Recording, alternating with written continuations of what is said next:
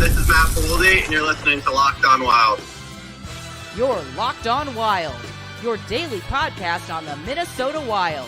Part of the Locked On Podcast Network, your team every day.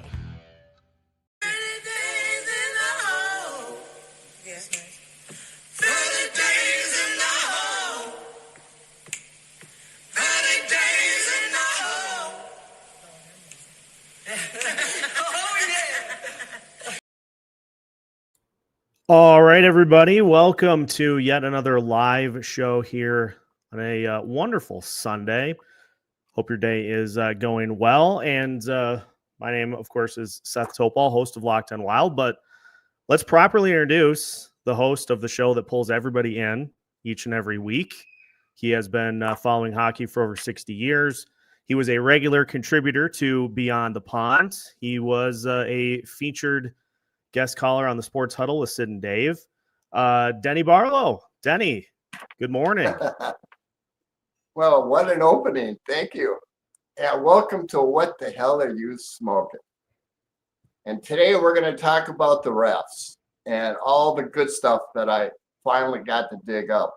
I tell you, the NHL does so much to hide everything. It's very hard to find anything that could hurt the NHL. But this is what I did find, and that was thanks to Reddit.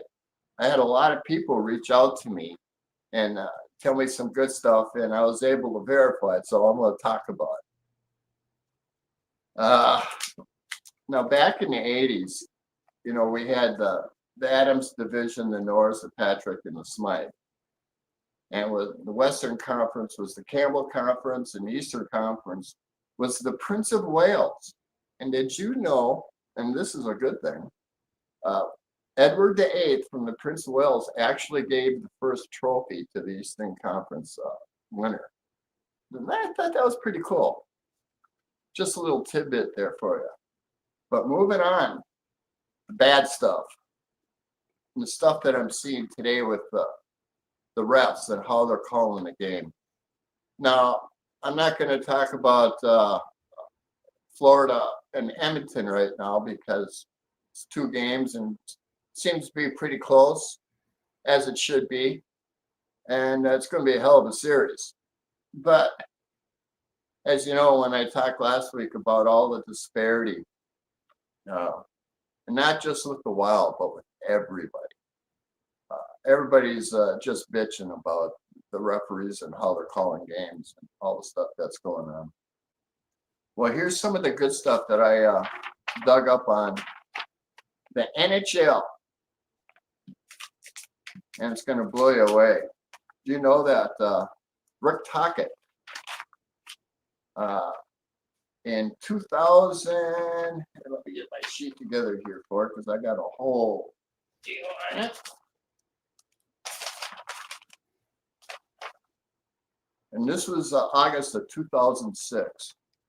And Rick Tocchet was an assistant coach with Phoenix when Wayne Gretzky was the head coach.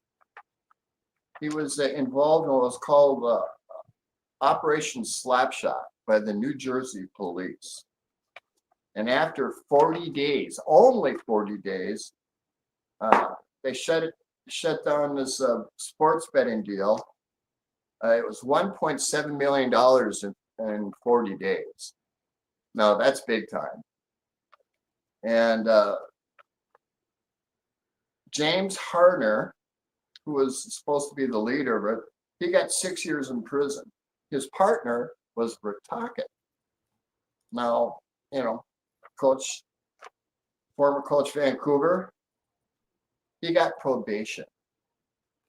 And the other guy that they charged him, but they didn't give him anything because I think he turned over evidence to the state. His James was James Ulmer. At any rate, what happened, I couldn't even find out how much probation Tocchet got. And of course, he finished it and he's back in the NHL. And they couldn't prove they did anything vetting on the NHL. Well, I think what happened was, it was when hockey wasn't up and running. You know, there's no games being played, it's in between seasons. And the reason I say that is because they only investigated this Operation Slapshot for 40 days. Now, normally when the feds or the state are investigating crimes like this, it normally lasts 4, 5, 6 months. This is just 40 days, so I think the hockey season was just getting ready to start. So they had enough to get them, and they stopped. So Tocchet, got a slap on the wrist. That's just the start. And then, of course, 2007 was Tim Donaghy. That was a big one. And that he was, if you're not familiar with him, he was not only betting, but he was making the outcomes of the games go one way or another. And the Campbell Conference, and this is an interesting one I found. The Campbell Conference from 1974 to 1991, well, Campbell's kid, Eric, told one player's father how the game should be dictated and who should win the game. And what happened is the Boston Bruins paid out $4.9 million and signed him to a contract for 3 years to shut it up. And it's interesting. You can't say that he was bought off because they gave him a contract, but that's how smart the NHL is. But he definitely got busted doing it. And I got, for anybody who's interested in all the good stuff, now I haven't got the book yet, but I did find, I called the Minneapolis Public Library, and a lot of people recommended that I get this book called, let me see here, where is it? God, I got so many notes. I had to go back to notes because I was forgetting too much stuff. It was called The World's Fastest Game, and I guess the book is loaded with a lot of good stuff. So I'm going to go to the library. I'm going to get the book, and we'll see what happens from there. Now, another player who I haven't talked about, Shane Pinto, was suspended for 41 games for gambling on the NHL. And that's pretty much it for the bad refs. But I definitely think there's more to it than what the NHL leads you to believe. I mean, when you see all the disparity in NHL, every team bitches about the reffing now, and for good reason.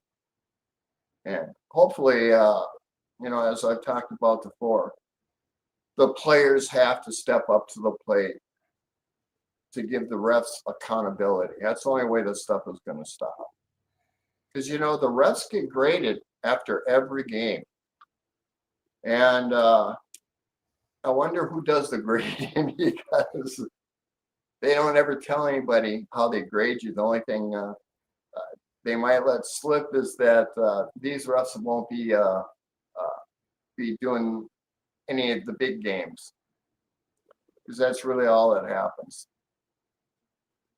And when you get removed from that's being fired, but they don't have to say they're being fired because they're just being removed, which is ridiculous, but that's how NHL covers its tracks. And moving on, we were going to talk about the Iowa Wild today, but since McLean left to go to Vancouver, thank God, I think we should wait until they hire a new coach, and then we're going to have somebody from Iowa come on and talk about the Wild down there to make it fair. Because I'm not impressed, I think McLean was in way over his head. He might be a better assistant coach but he certainly wasn't a good head coach, at least not in Iowa. And Bobby Lyons gets a shout out for an eloquent comment that he made. You guys can go look it up if you want, but he said it exactly. The Wild players down there don't feel the need to do anything because they don't get called up anyway, is really what it comes down to. And it's well written, Bobby, and thank you for the comment, because it really does. It really did hit the point. Let me see here.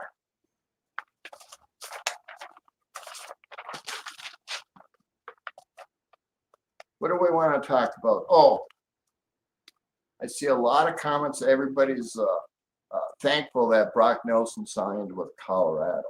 And, you know, I really thought Brock was going to sign here.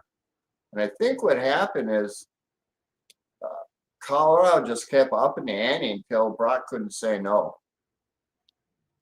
And even though a lot of you are glad he didn't sign with us, well, he's still a 50-point player, number one. He would have been our best face-off man. And he would have cured a lot of our ills. But now he's in Colorado, we don't have to worry about it. But that's just how I see it. 50-point man is a 50-point man. Instead of signing Mojo, who averages, 33, 34 points a year?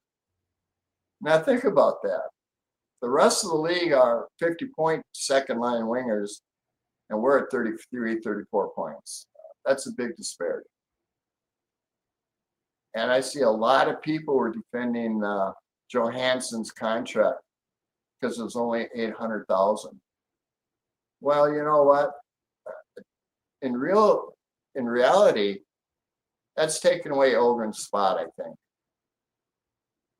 And I'd much rather have Ogren playing than Mojo. But you know how Hines works. He doesn't like the kids, and this is one way that he doesn't have to play them. And I'm not going to get too down or too up on anything until I see what Billy's going to do. But I do have a new trade package, and this may be, because I haven't seen anybody talk about it. I was told by somebody who I trust very much in hockey that Utah has offered their number one pick, 4th overall, to Minnesota for Rossi, straight up.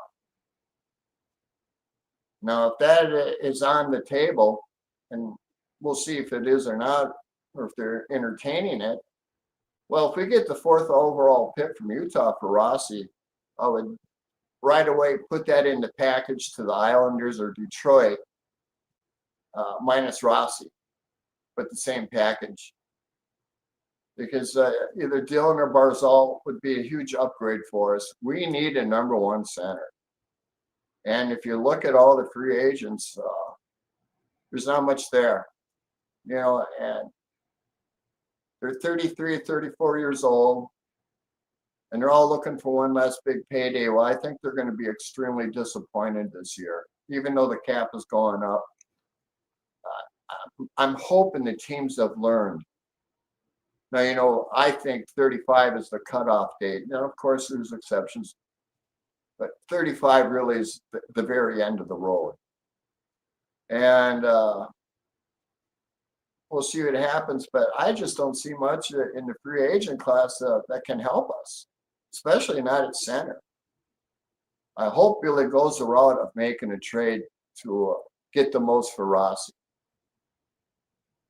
And if Utah, and I'll tell you why it makes sense for Utah, because their coach and assistant head coach, Andre, how did you pronounce Torney. it, Seth? Torney and Mario Duhamel were both the coaches for Rossi when he was in the Ottawa 67s, when he had that 121 points in 51 games. So it makes sense that they would give up their number 4 pick, because if you look at the draft this year, it's not that strong. And is the 4th pick going to be better than Rossi? No. So it does make some sense. I mean, I think it's quite possible that it could happen. If that happens, Well, that's a whole nother, that's a huge addition for a trade package. And, I looked at Carolina, and Sebastian Aho doesn't do anything for me. And Ehlers up in Winnipeg, he's always hurt. I wouldn't sign players that are always hurt because they're always hurt. And Vancouver, which is Russo's number one deal, that could, who knows what's going to happen? These are just speculations. But the Utah one makes sense.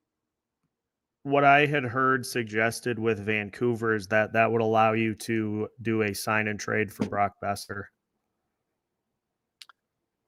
Yeah, I'm not big on Brock Besser, especially after when THG, the hockey guy, for who you don't know who he is, said that he's definitely lost a step. The hockey guy has, 300,000-400,000 subscribers and viewers, and he puts out more content than anybody in hockey. And Vancouver's his team, and he knows what he's talking about. And if he says he's lost a step, then you can pretty much bet on that he has. And I don't know if I would sign Besser now, simply because what he said.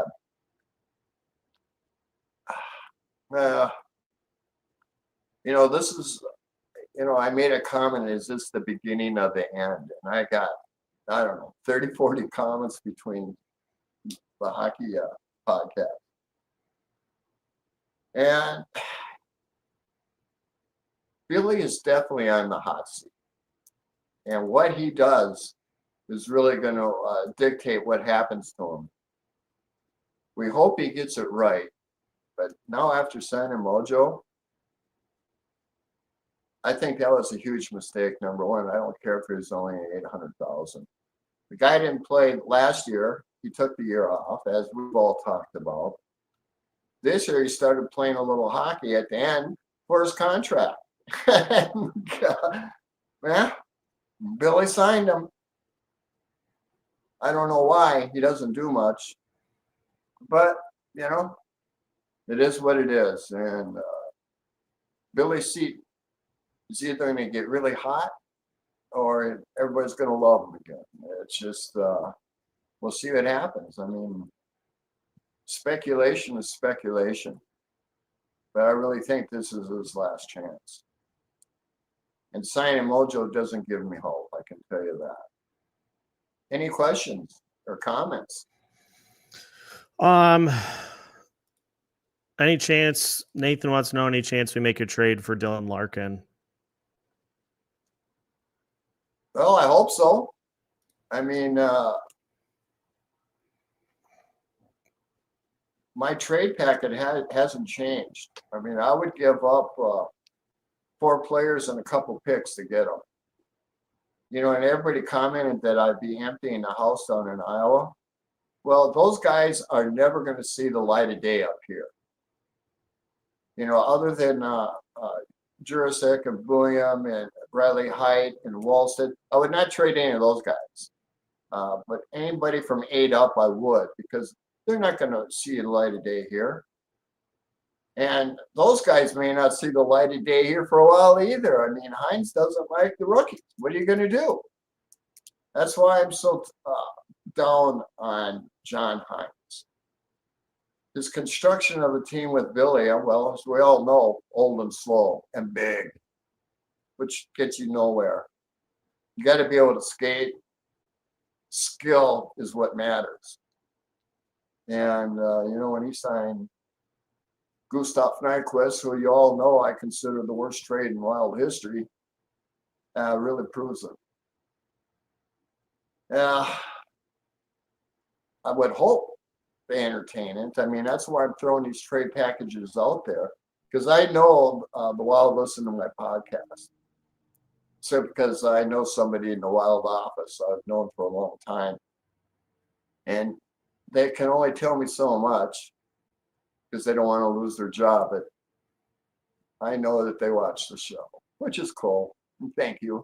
And I just hope I'm giving you some ideas, maybe something you didn't think of. But yeah, I like Dylan Larkin. He would be a big addition for us. But I really like the Islanders deal the best. Barzal and Anders Lee. You know, I had a comment last week that Anders Lee is finished. Well, that's not exactly true. Scored 29 goals, had 23 assists. And, you know, with Anders Lee, he's got legs like tree trunks. You can't move. And his front net presence is, you can't move him. And our team, he would be the best in our team, right? He'd be better than Eck, with no question. I don't care if he's 34. He probably is one of the exceptions to the rule. And Barzal, you know, I've talked about him for the last couple of weeks. He would cure all our ills. You know, we need a one first line center because Eck really isn't a first line center. His best position is second line center. And he's there because we need him there. And, you know, it all comes back to what Bill is going to do. It's hard to, I hate all the speculation, but that's what we can do for the next couple of weeks.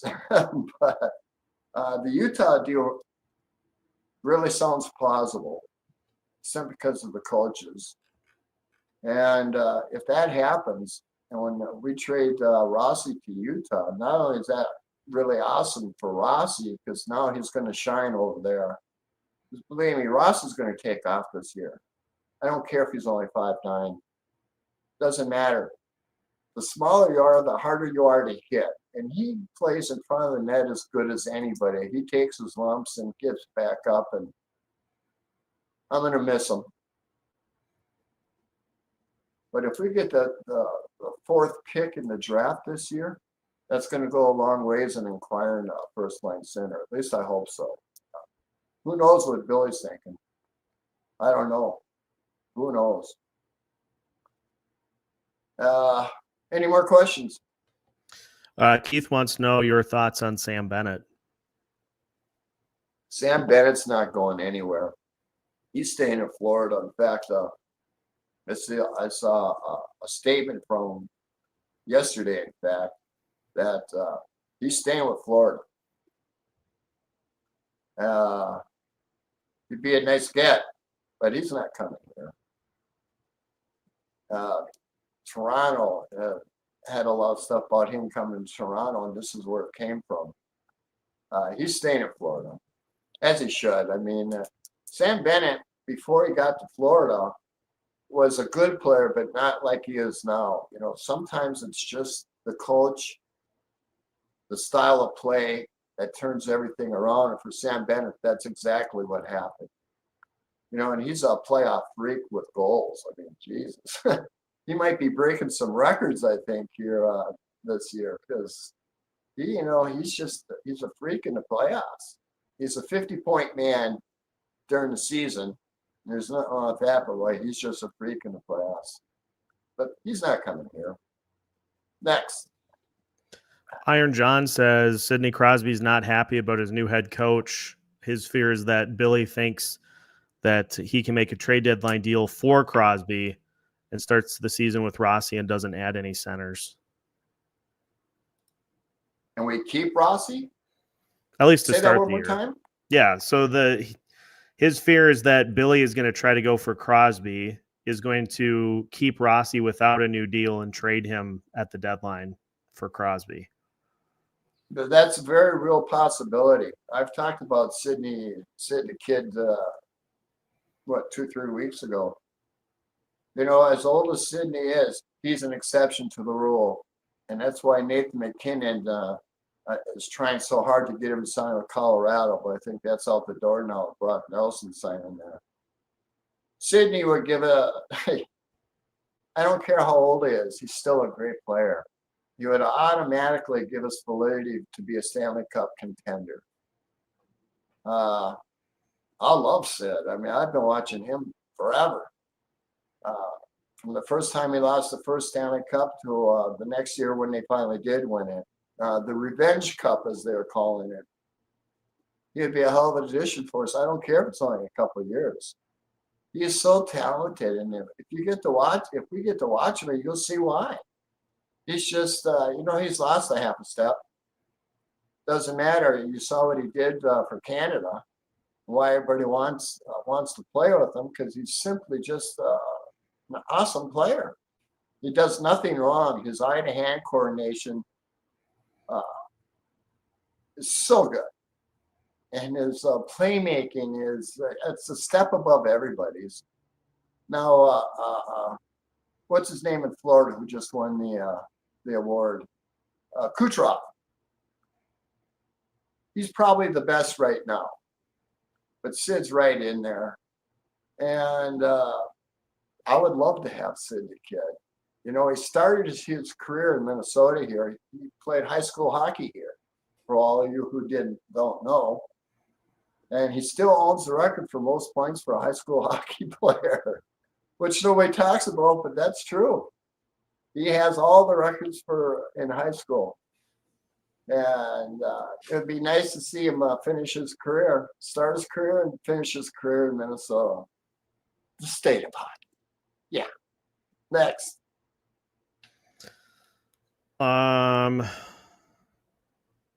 Trevor says Rossi to Boston for Pavel Zacha and a second gives the Wild room to sign a top 6 winger and keep Ogren. He said it's not sexy, but it's what Billy likes. Yeah, I have to think about that one, bro. I'm not impressed with anybody in Boston. They're kind of they're in a spiral, number one. And I'm not sure what management is doing there. Give me some time to think about that one. I will answer you.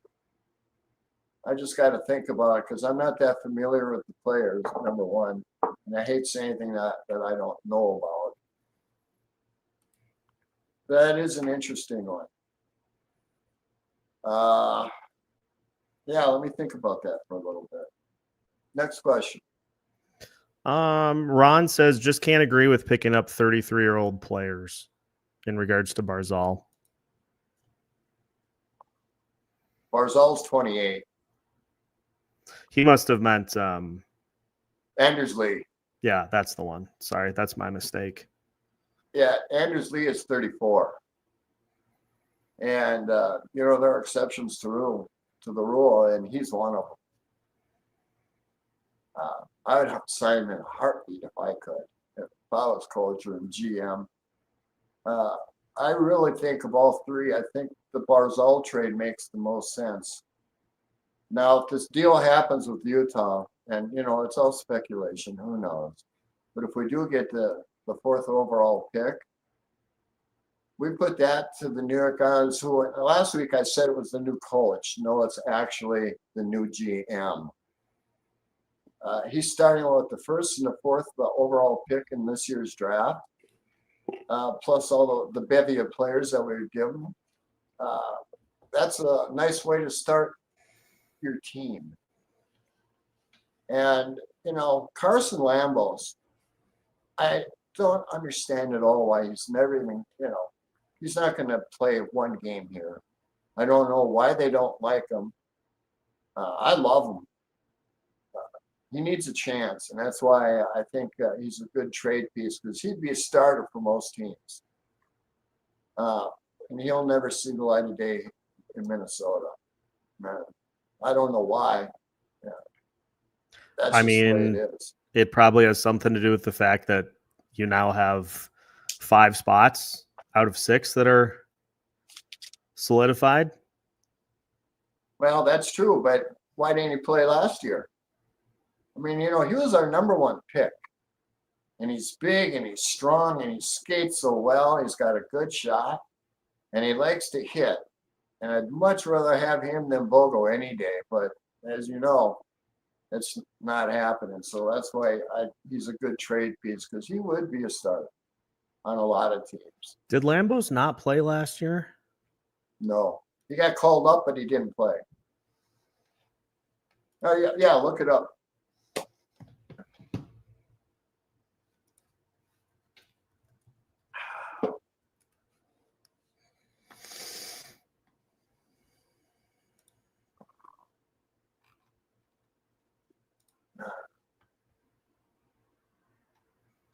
And also, thank you everybody for all the kind words. You know, dementia's it's a really weird disease, and I'm able to do the last 2 shows I did without notes, but I forgot too many things, so that's why I'm writing down everything so that I don't forget what I want to talk about. Otherwise, I would. Because, the good thing is I'm good enough that I can still do shows. And Nathan Muckla, you get a shout out for all the kind words you say. I mean, you guys are the greatest. I really have great fans, and a lot of people don't understand. I have some very intelligent people on the fan base.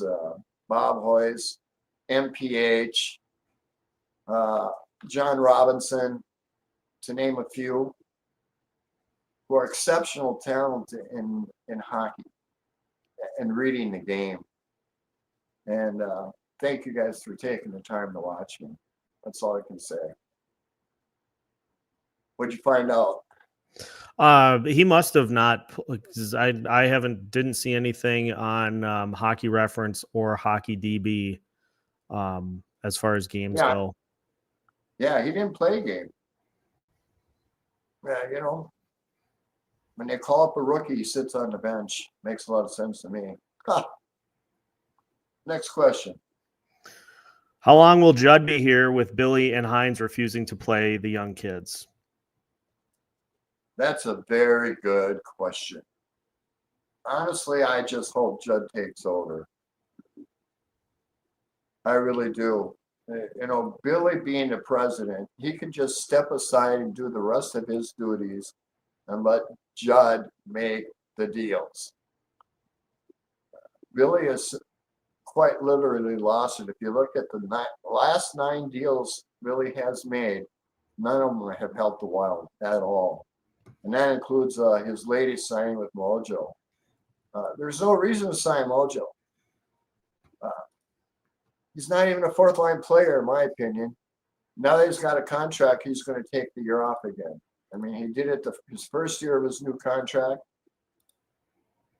When you're a 2nd-line winger playing all those minutes and you score 11 goals a year average, I don't get it. I don't know how he was on the 2nd line. Of course, with Hines, he put old Gustav up there in the 2nd line. And, yeah, they produced a lot, didn't they? I just have no idea. Goudreau's not a 2nd-line center. Ideally, he's a 3rd or 4th-line center. And to put him up on the 2nd really shows John Hines' short-sighted view on hockey, because they produced absolutely nothing. And,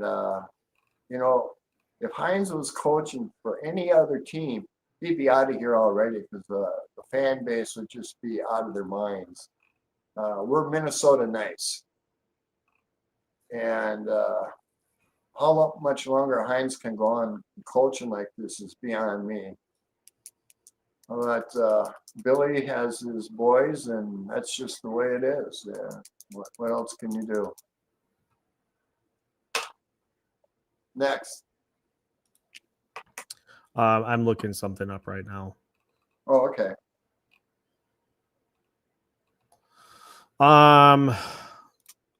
Fridley Mike says need a 1C, but at what cost? Wild need to stay patient. Well, stay patient. Why? Give him some time to answer. So as not to overpay, I would assume.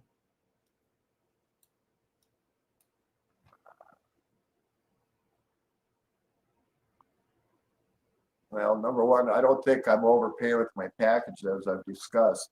The 4 players we're given, they're never going to play for the Wild. They're just assets.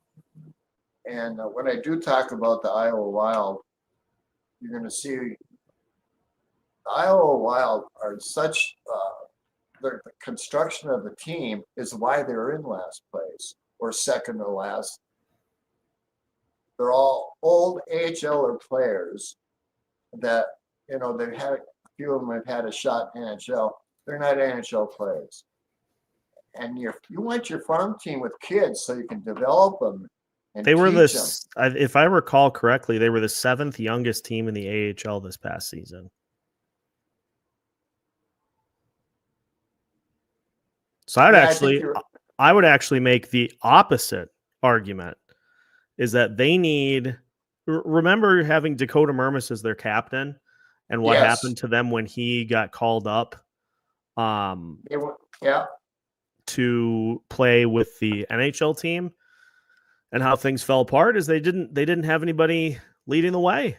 They didn't have that person that could show everybody how to do things on the ice. I've been pretty vocal that I didn't think the team had a good plan put together for how to develop the prospects, but at this point, like, they just don't have that leader type that I think every team needs.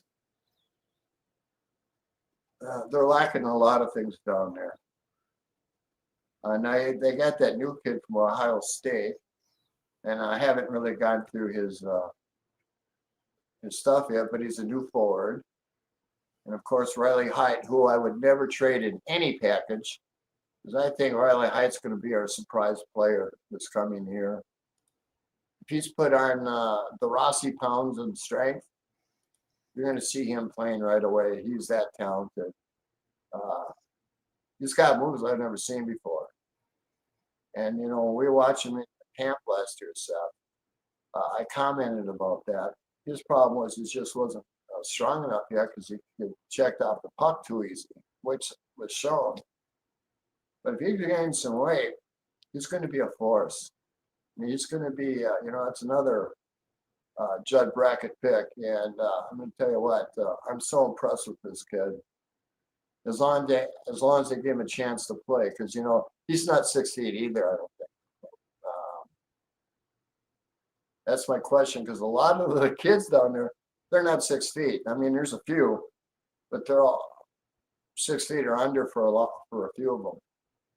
And Billy likes big boys who really can't skate and can't shoot and can't score. I'm surprised they haven't re-signed Brazeau yet. I mean, if we could sign for $800,000.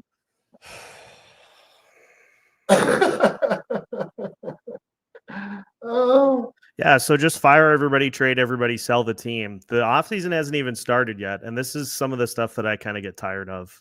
It's just we signed Johansson, so let's bring Brazeau back. Let's bring Nyquist back.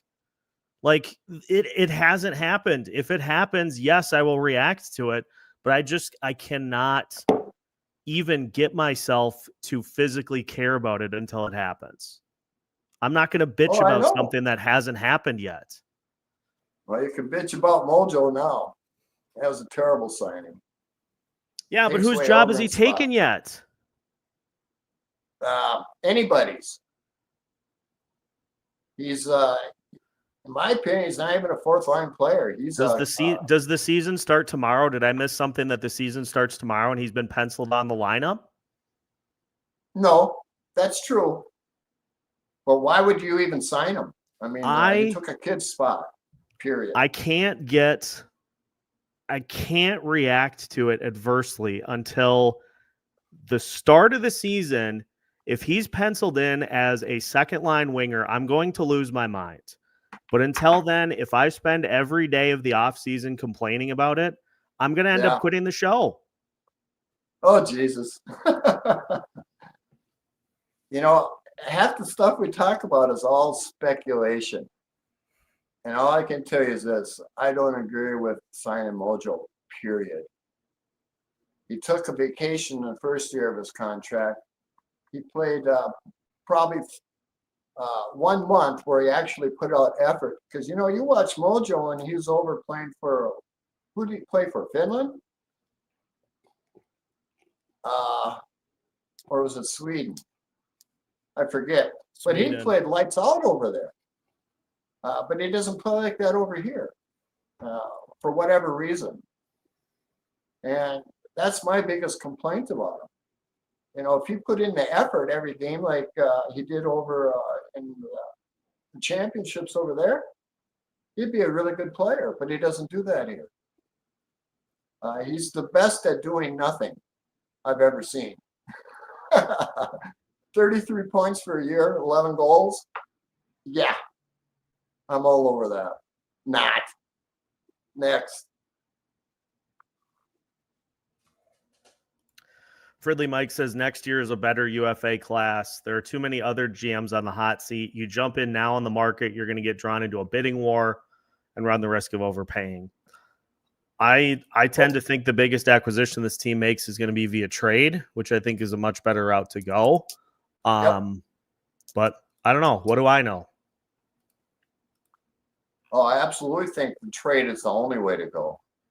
You know, like Anders Lee, he's a 50-point guy, and his contract's $5.1 million. That's a good deal, and it's only one. His last year of his contract. You got nothing to lose there. Barzal's 28, and I think with playing with Kirill, he'd be a 100-point player, because I think anybody up on the top line playing with Kirill will increase their point production by 20 points, 10 points a half. And that's reasonable to expect, because that's how good Kirill is. You know, one thing I wish Kirill would do is step up to the plate and take over the team, man. But he doesn't have that kind of disposition, at least not yet. Because this is, you know, Spurgeon's the captain, but it doesn't matter. This is Kirill's team. And what was that? Sorry, that was my... Oh, gosh. This is Kirill's team, and he needs to tell them, you know, and he needs to step up to the plate and let him know what he thinks. Because the one thing Billy's not going to do is piss off Kirill. Hasn't signed him yet. He's going to do everything he can to make him happy. And if Kirill says he wants this player, we need to get this, he's going to do his very best to do it, because he doesn't want to lose. Kaprizov, he would lose his job, period.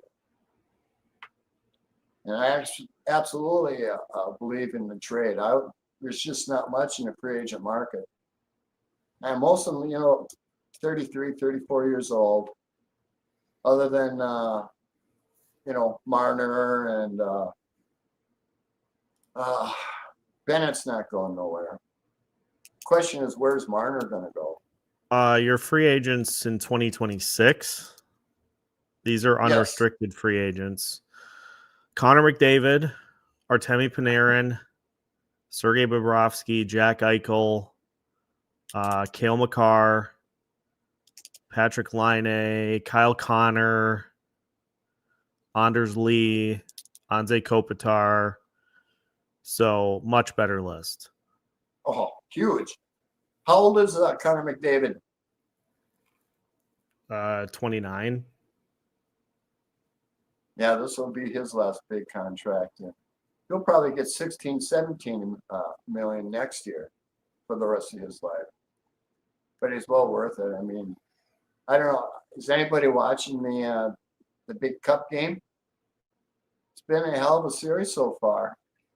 Connor McDavid shows why he's the best. Can't hardly stop him. He's so fast and he's so good. His stick handling skills are, you know, the best. He's fun to watch. Same with Draisaitl. And they have played so long. Hear me out on this. The restricted free agent list next year is ridiculous. Robertson, Logan Cooley, Leo Carlson, Simone Nemitz, Thomas Harley, Kirby Doc, Cole Perfetti. These are all just restricted free agents. So sure. Offer sheet. Because then you'd be talking about 2027 compensation, which, if I recall correctly, the Wild have all of their 2027. No, they do not. God damn it. Why do we keep trading second-round picks? Yeah, we can't even put it in an offer sheet. And you know why, don't you? No. Seth, are you sitting down for this one?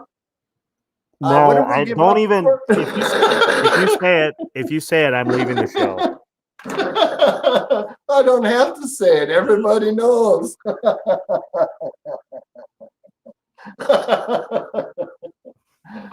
I tell you that bunch. I would take Logan Cooley from Utah right away. You know, he's a Minnesota boy, and I love my Minnesota boys. But yeah, that's a hell of a list. And Logan is just coming into his own too. It's going to be fun to watch. It's going to cost a ton, though. Well, I don't know. I don't know. Cap will have gone up again by then. Supposedly, it hasn't yet. And I don't believe anything the NHL says until they actually do it. Those are projections. Until it actually happens, I don't believe it. So we'll see. And the thing with the cap thing, and I've talked about this before. You know who's paying for that cap raise? You are, the consumer. Ticket prices are out of hand already, as I've talked about. Blue collar family can't go to but one game a year now because it's $500. It's ridiculous. You know, they need $50 seats for a lot of people. And now it's become a rich man's game. And that's terrible. You know, the blue collar worker, the blue collar family can only afford to go to one, maybe 2 games a year. Yeah, that's terrible. But that's what happens when you raise the cap. Next question. I want to circle back to this. Glenn says, have you heard that Kirill said don't trade some player? And who was it? I've never heard him say anything. Have you? I mean, I'm going to assume that there are conversations as far as the direction of the team. I'm going to assume that Kirill is part of those conversations. Just because they're not happening publicly doesn't mean they're not happening. I do know Kirill told Yurov to stay in Russia last year. That's a known fact. Last year, Billy didn't want to give Yurov any bonuses, and there was no room for Yurov to come over. And I know Kirill said, "Don't come this year." That's the only thing I've ever heard about Kirill saying something about a player. I wish he'd do a lot more of it, though. But now that he's got his buddy coming, and I know they text each other all the time, or that at least they used to. Now I'm sure they're hanging out together. Is it Yurov over here already? You know? I would assume so. Yeah. I haven't seen anything, I guess, but I would assume he's here. Well, he signed a contract, so he's got to be here. I haven't seen anything where he went back to Russia. Why would you with the war going on over there? I'm glad he got out of there with no problems. I can remember a couple times back in the 80s, Lou and Annie had to go over to Czechoslovakia and sneak a player out. And that's a true story that really happened. They put him in the trunk of a car and got over the line. And just like Splash said, it really did happen. I wish I could get Lou on. I'm just, I'm the low man on the totem pole. That's just how it works. Oh, I wanted to bring up Jack Carlson may not be coming on the show ever again. He's not doing well. He's extremely sick. And I wish you would all put Jack in your thoughts and prayers because, yeah, he's not doing well. I was scheduling him to come on the show, and he can't do it anymore. And he's the president of the National Hockey League Alumni Association, and they've closed that down because Jack can't do anything now. I know what's wrong with him. I'm not going to say it, but he's really, really sick. And put your thought and prayers out for Jack. In fact, I don't know what everybody knows about the National Hockey League Alumni Association. It used to be the North Star Association, but now a lot of Wild players in it, so they changed the name. If you want to get involved and keep that organization going, please express your comments to the Minnesota Wild, because it's up to them to keep it going. Because, we have 82 players that live here in Minnesota that are former players. And they, a lot of community events could be done with former Wild players and a couple of the North Stars that are left. Mostly, golfing is the big deal now, the golf tournaments. The North Stars are just too old to do anything. And so if you want to keep the association going, please express that to the Minnesota Wild. I mean, call, email, whatever you want to do, because that helps. That shows the Wild that there's a lot of interest. Okay, next. Brian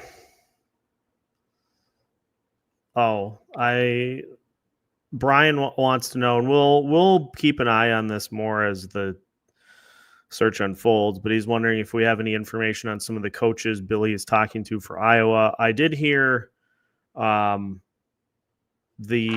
latest is that they're looking, the assistant Ben Simon has been one potential name that's been linked to it, but Billy said that they're looking at coaches with experience, so that's good, as they should. But beyond that, I haven't heard anything on the names yet,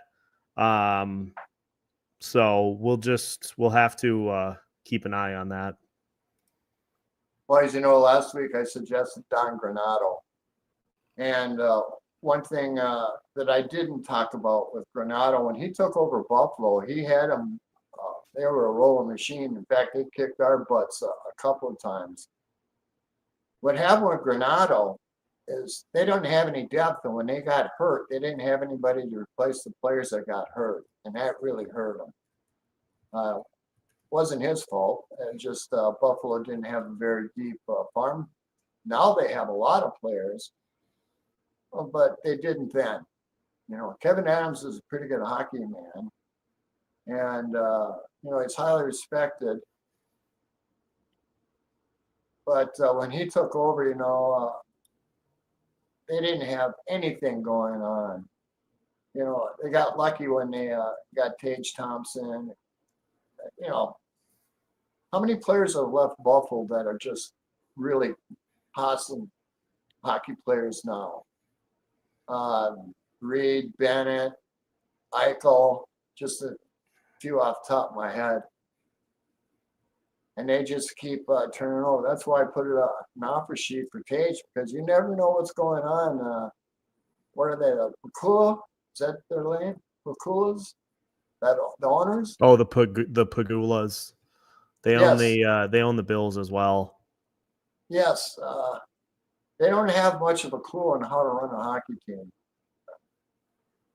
And that's why I'm so thankful that we got our owner, because at least he knows, he wants to win just like everybody else. He spends the money. And hopefully Billy will do the right thing. Jury's out. We'll see what happens. Next question. Now, as far as we talked about this last week, Dan Bradley, friend of the show, two names that he put on his list was what was the name? Nick Bootland, who is the current assistant for the Hershey Bears.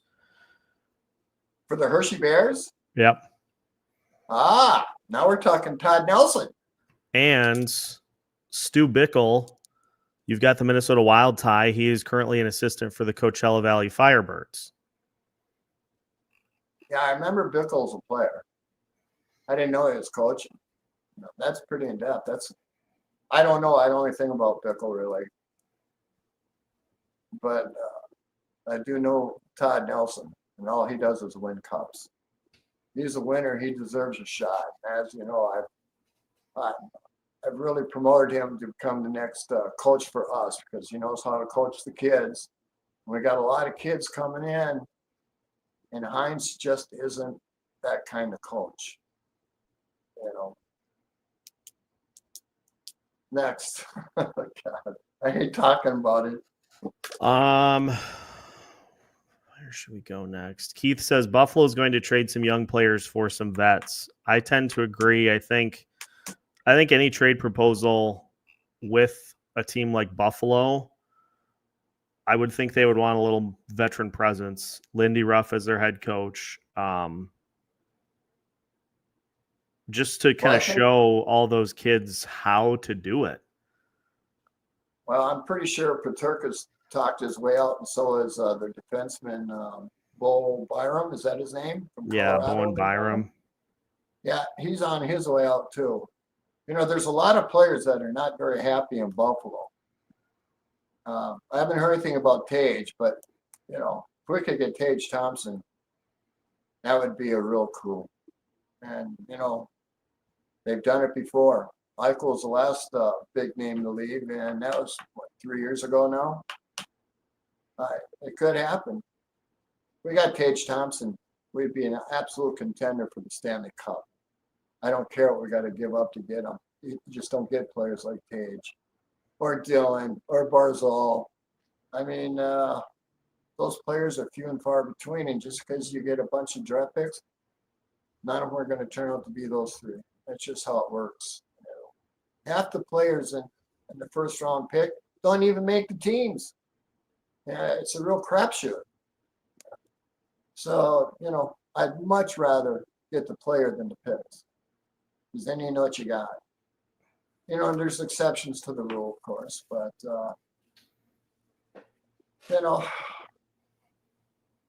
we'll see it happens. I hate all this conjecture. If we could get Tage, though, I'd do it in a heartbeat. My package stands. And everybody just killed me for giving all the Wild players. But you know what? They're not going to be playing here. They're just assets down in Iowa. And that's just how it works. At least right now, the way the system is set up. How many players have you seen from Iowa come up and actually play? Other than Dakota Mermis and Declan Chisholm. You can't other than they still count as players that come up from Iowa. Yep, but those are the only two. Well, you can add Ogren too. And they are any of them 24, 25, 26, or are they still 21, 22? Oh, they're all kids. They're all kids. And then you got Devin Shore, who came up for a bit. And how old is Devin Shore? He's in his early 30s. He was supposed to be one of those guys down in Iowa that was showing them the ropes, but he was in the NHL all year. And what did he produce? Not much. He looks good. He can skate good. He passes, just no production. He's a Hopkins kid, I think, too, when I think about it. Well, who else came up? We had several, we had so many injuries, they had to call them up. What do we have, 5 injuries on the books at one time? They had to call up. Yeah, in that general range. There were a ton. It's hard to keep track. Yeah. That's the only reason. It wasn't because, Hines is Hines. I hate talking about it. Next question. I think that's a good spot to be done for today. Okay. Well, everybody, thank you so much for taking the time to watch Seth and I. And depending on what happens with Iowa, if they get a new coach, Then I'm going to go over the Iowa Wild and what I see. And who knows what's going to happen this week. I mean, we're very fluid right now. So I can tell you this, Joe Schmidt will be coming on, but I'm going to have him come on once the trading's all done and Billy has set up his new team. Because, you know, Joe's retired and he's looking forward to coming on the show. But, you know, he's a once every couple months kind of guy.